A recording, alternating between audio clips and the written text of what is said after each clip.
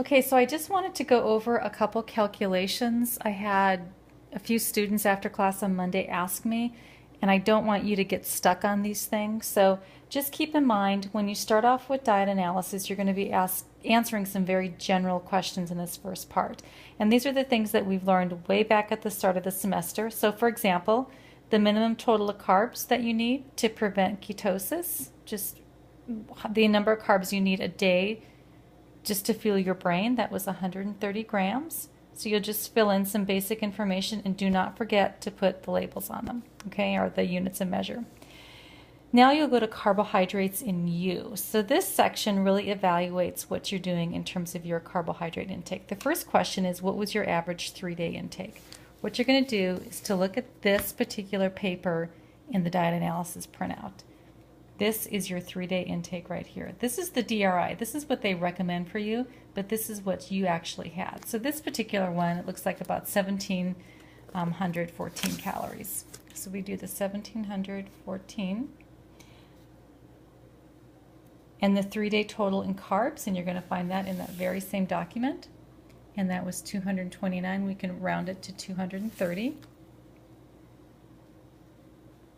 And then what does that represent in terms of calories? Because if we're going to do a calculation, we have to do like units together. So remember, there were 4 calories in each gram of carbs, so we're going to take that times 4. And that's, let's see, 230 times 4, 920. And then to calculate it, and it jumped on the page here, so I apologize for that, but it basically tells you you're going to take your carb calories divided by total calories.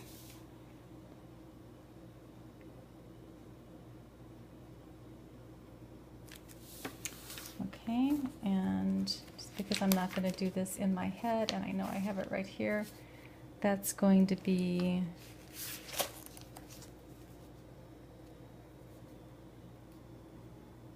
that equals 0.54. We take that times 100, and then it's 54%. Okay? The next question that follows, however, then asks you, how does this compare to the printout? And the printout you're going to refer to looks like this. Okay, this are our macronutrient ranges. So recommended and then yours, and right here we have 54%. So basically in the printout it says 54%. Is this the same thing as you calculated? Yes. If it's not the same thing, it can be off a couple percentage points and that's fine, but if it's wildly different, then maybe you flip-flop your equation or so forth. How does this carb intake as a percentage of total calories compare with the daily recommended? So as you recall, that daily recommended intake was 45 to 65%, so it's right in the middle, so that's okay. And then how does it compare to in grams with the recommended minimum?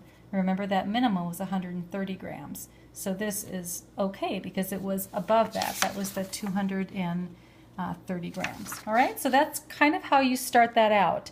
The rest of this information you're going to be pulling from these printouts as well that list all the food choices. So you're going to look to see which food choices have given you a lot of added sugar, where you're getting most of your fiber and so forth. When you get to the fat section or the lipid section, then it's going to ask for the omega-3s and 6s, and those are in there as well. Now, just keeping in mind, I wanted to point out that when you get to the vitamin and mineral, fat-soluble vitamins, please list the RAE, those equivalents. We'll talk about those in class. We didn't address those the other day, but it has vitamin A in international units and then the RAEs. Use the RAE. Also, on this next page at the bottom, don't forget this. This is asking you to find just a very general article on a vitamin or mineral, and now, as a student in this nutrition class, I want you to go ahead and evaluate it. So is it true? Is it just hype? Is it an article that's silly, you know, that it's saying you could have a severe deficiency, which in fact we often don't have very many deficiencies. So I want you to do that and attach it. Okay, so hopefully that helps you. If you're stuck on a couple equations, please feel free to email me throughout the weekend as I will check the emails. And those of you, I don't know if you noticed, but I did put those of you who missed the Chapter 9 quiz, I did go ahead and send that out to you. I felt bad about having 2 quizzes in one night for those of you who are gone, so check your emails for that. Okay, good luck.